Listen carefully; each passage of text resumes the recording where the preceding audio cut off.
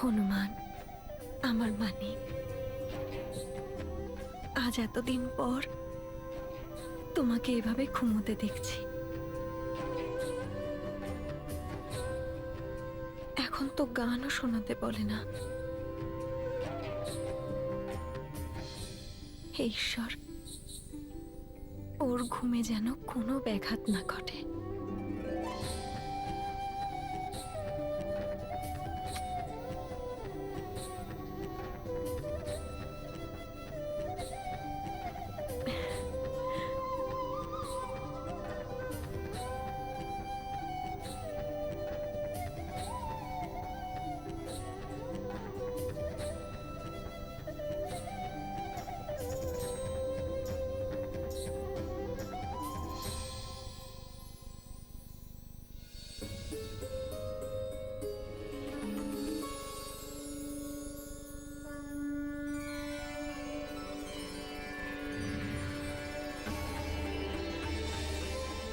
আমার খুব বড় ভুল হয়ে গেছে, আর আমি আমার কাজে খুব লজ্জিত। দেবরাজ ইন্দ্র, এবার সময় হয়ে গেছে যে হনুমানের সকল সিদ্ধি পূর্ণ করা হোক।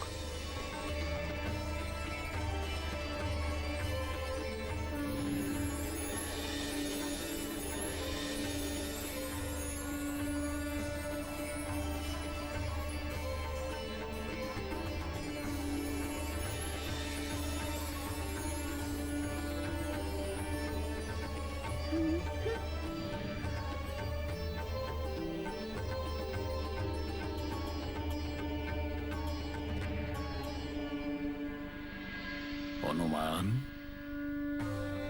হনুমান,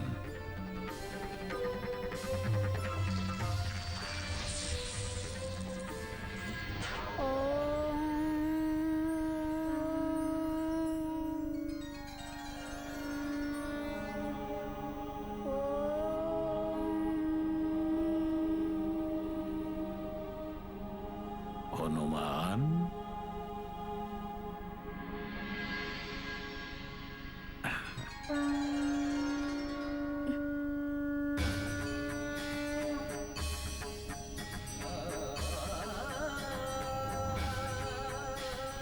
দেবরাজ ইন্দ্র, আপনি?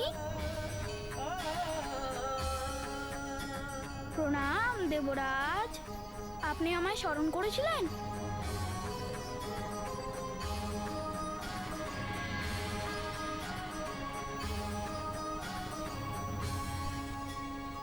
হনুমান, আমি তোমাকে শক্তি দীক্ষার দ্বারা মহাযুগে দীক্ষিত করতে চলেছি। এরপরে তুমি সর্বসিদ্ধি এবং সমস্ত ঐশ্বর্য পাবে।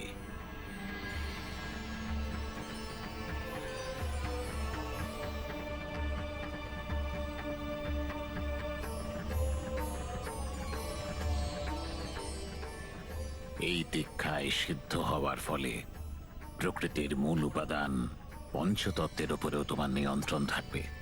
এখন তুমি যখনই চাইবে তখনই নিজের দেহকে 5 তত্ত্বের জায়গায় মাত্র একটি তত্ত্বেও বানাতে পারো। এক তত্ত্ব অর্থাৎ? হনুমান, পঞ্চতত্ত্ব অগ্নি, জল, বায়ু, পৃথ্বী এবং আকাশ, এদের সম্মেলনেই সংসারের সমস্ত প্রাণীর দেহ গড়ে উঠেছে। কিন্তু এখন তুমি তোমার দেহকে মাত্র একটি তত্ত্বেরও বানাতে পারো, যেমন জল তত্ত্বের বাড়ি দেহ, পৃথ্বী তত্ত্বের কঠোর দেহ, অগ্নি তত্ত্বের অগ্নিদেহ, আকাশ তত্ত্বের আকাশের মতো সর্বত্র ব্যাপ্ত হওয়া দেহ, বায়ু তত্ত্বের বায়ু দেহ, অর্থাৎ? অর্থাৎ অদৃশ্য দেহ। তাহলে কি আমি অদৃশ্য হতে পারি? হ্যাঁ হনুমান, তুমি অদৃশ্য হতে পারো।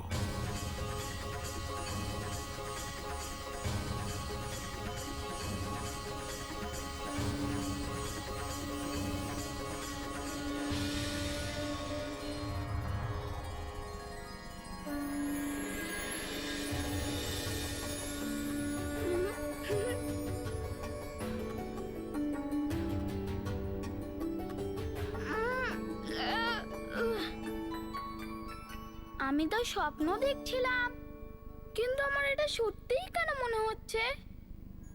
হ্যাঁ হনুমান, তুমি অদৃশ্য হতে পারো, তুমি অদৃশ্য হতে পারো, তুমি অদৃশ্য হতে পারো, তুমি অদৃশ্য হতে পারো, তুমি অদৃশ্য হতে পারো।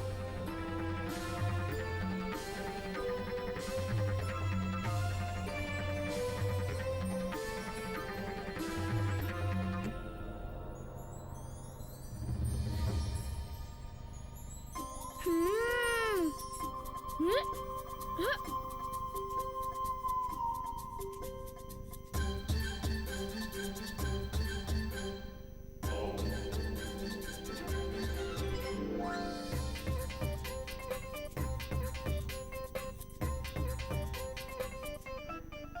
যেটা আমি এইমাত্র দেখলাম, এটা কি স্বপ্ন ছিল নাকি সত্যি, সেটা তো আমি জানি না। যদি এটা সত্যিই হয়, তাহলে আমার ইচ্ছে আমি বায়ু তত্ত্বের মতো যেন অদৃশ্য হতে পারি, যেন অদৃশ্য হতে পারি।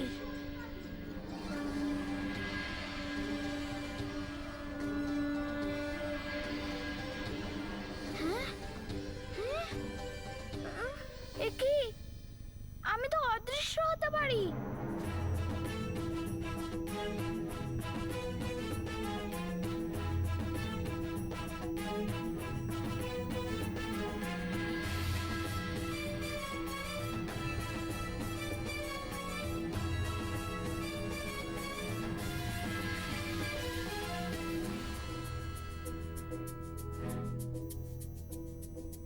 আরে বাহ, আমি তো অদৃশ্য হতে পারি।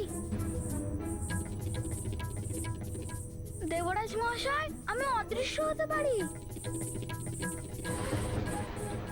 আপনাকে অসংখ্য ধন্যবাদ। হনুমান,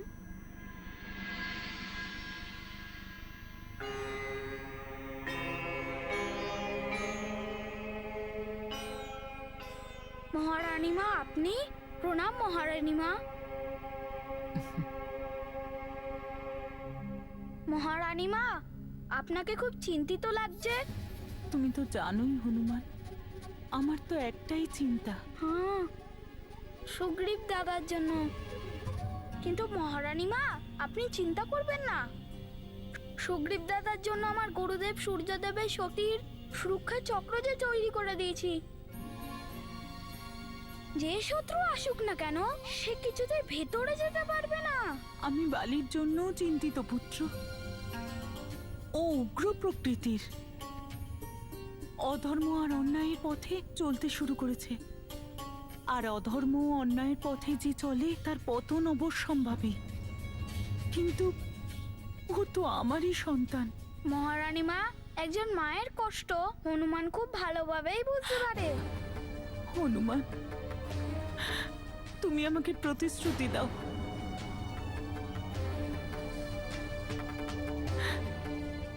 যে তুমি সবসময় সুগ্রীবের রক্ষা তো করবেই, কিন্তু তোমার আর বালির মধ্যে সেরকম কোনো পরিস্থিতি আসলে তুমি ওকে বধ করবে না।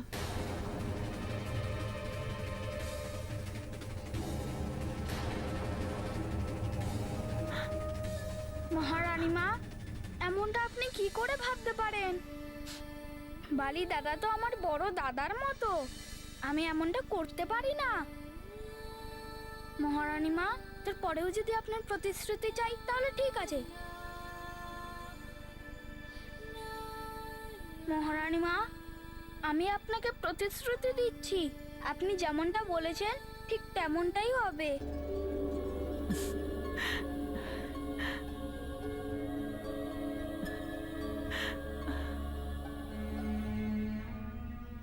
হনুমান,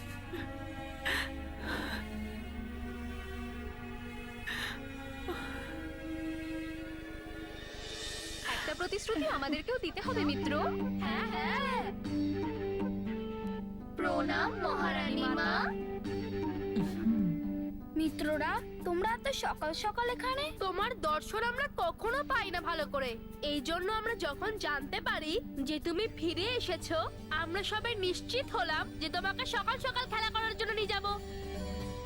তোমাকে প্রতিশ্রুতি দিতে হবে যে তুমি আমাদের অনেক লাড্ডু খাওয়াবে।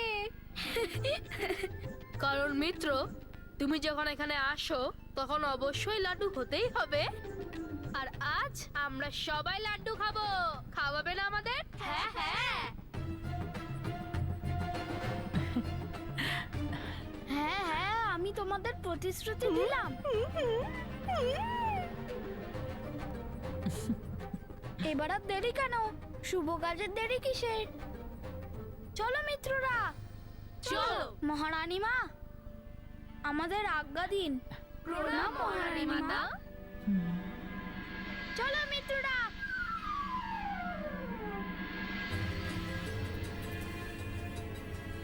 ধন্যবাদ হনুমান, তুমি আমায় বালিকে বধ না করার প্রতিশ্রুতি দিয়ে একজন মায়ের ব্যাকুল হৃদয়কে শান্ত করলে। এখন আমার দুই পুত্রকে রক্ষা করার দায়িত্ব তোমার হাতেই হনুমান। তাহলে সুমেরুতে গিয়ে লুকিয়ে পড়েছে ও বানর বালকের শুভাকাঙ্ক্ষী ওই সুগ্রীব। আর ভেবেছে যে শুধু সে কেন, প্রত্যেকেই ভাবছে যে সে সুরক্ষিত আছে, কিন্তু না, ওই সুগ্রীবের জন্য ওই বানর বালক পুনর্জীবন লাভ করেছে। মায়াবী পুত্র মায়াসুর, শীঘ্র যাও ওই সুমেরুতে, নিজের মায়া প্রয়োগ করো, যা খুশি করো, আর ওই রাজদ্রোহী সুগ্রীবকে ধরে এনে আমার এই পায়ের নিচে এনে ফেলো। তাই হবে লঙ্কেশ। মায়াসুরের মায়ায় সুগ্রীব সহজেই ফেঁসে যাবে, শীঘ্রই ও আপনার চরণে থাকবে। কিন্তু মনে রেখো, ওই কেশরী পুত্র বানর বালক দেখতে ছোট আর সাধারণ বালক মনে হতে পারে, কিন্তু শক্তি আর চতুরতায়ও অদ্বিতীয়। তোমার উপস্থিতি যেন ও কোনো ক্রমেই বুঝতে না পারে। তাই হবে লঙ্কেশ। কার্য পূরণ হওয়ার পূর্বে ওই বালক আমার উপস্থিতি টের পাবে না।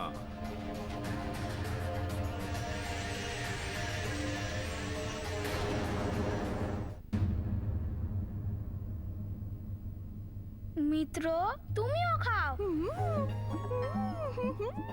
তুমিও খাও। শুধু লাড্ডু আর লাড্ডু। আজ তো খুব আনন্দ হচ্ছে মিত্র। মিত্ররা, তোমরা সবাই খাও, আমি এক্ষুনি আসছি। আরে তুমি কোথায় যাচ্ছ? এখন আমরা তোমার সাথে বসে লাড্ডু খেতে চাই। মিত্র নল, আমি এক্ষুনি আসছি। সুগ্রীব দাদাকে দেখে আসছি। না না মিত্র, প্রথমে আমাদের সাথে পেট ভরে লাড্ডু খেতে হবে। ততক্ষণ আমরা তোমাকে যেতে দেব না। তুমি তো আমাদের প্রতিশ্রুতি দিয়েছিলে মিত্র। আর তোমার সবসময় সুগ্রীব দাদার কাছাকাছি থাকার দরকারটাই বা কি? ওনার জন্য সুরক্ষা চক্র তো তুমি বানিয়ে দিয়েছো।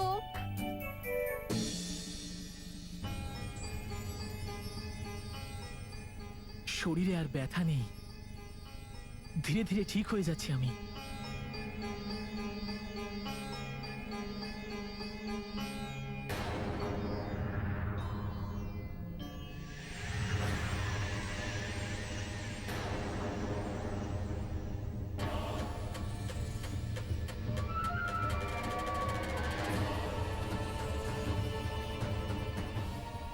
তাহলে এখানে লুকিয়ে আছে সুগ্রীব, কিন্তু মায়াবীর মায়া থেকে বাঁচতে পারবে না তুমি।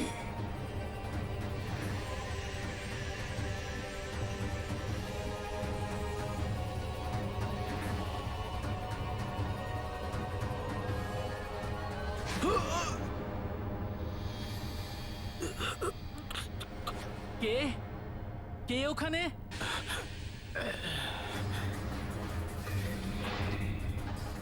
এই দিব্য সুরক্ষা চক্র তোমাকে রক্ষা করছে, কিন্তু সুগ্রীব, মায়াবীর মায়া হয় না বিফল কায়া।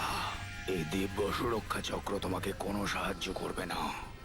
আমি তোমাকে এখান থেকে নিয়েই যাব।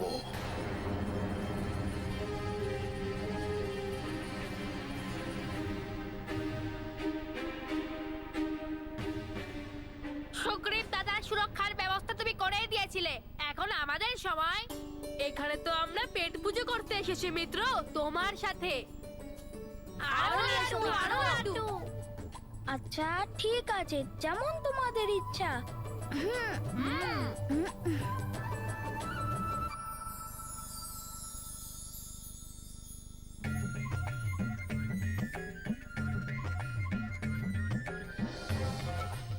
দিদা, আরো লাড্ডু দাও না। এতগুলো লাড্ডু তো পাঠিয়েছিলাম, এখনো তোমার আর তোমার মিত্রদের পেট ভরেনি? না, আরো দাও। আহা, না না, এখন আর পাবে না। আরে গোটা সুমেরুবাসীকে লাড্ডু দিতে হবে। মা,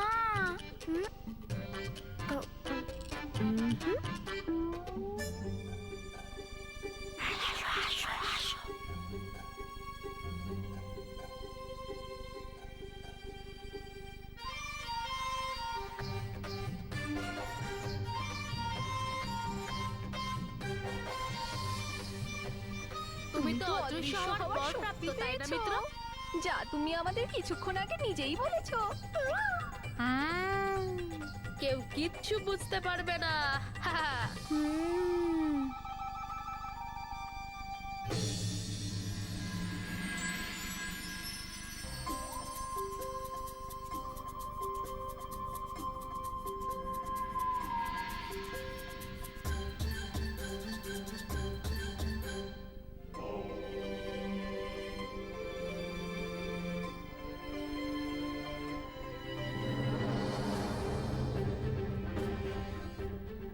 আরে লাড্ডুগুলো কোথায় গেল?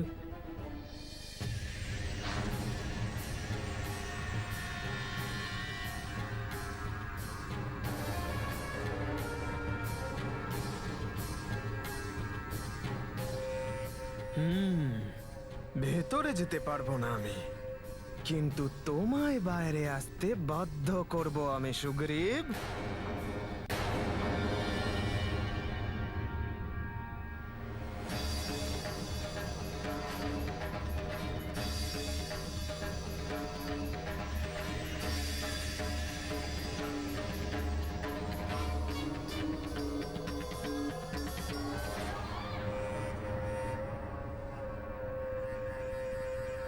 সুগ্রীব,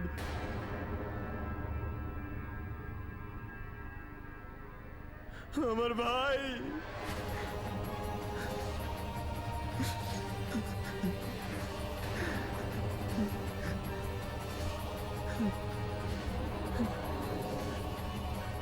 ভাই আমার থেকে অনেক বড় ভুল হয়ে গেছে।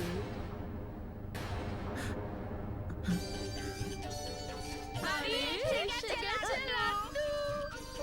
এসে গেছে লাড্ডুর থালা।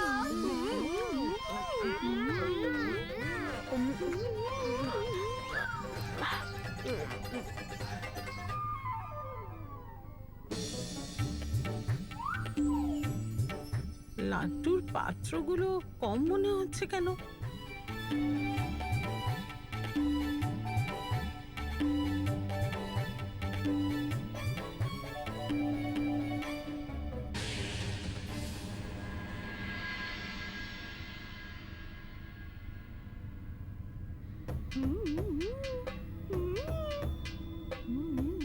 মিত্ররা তোমরা সবাই খাও, আমি সুগ্রীবদা থেকে আসছি।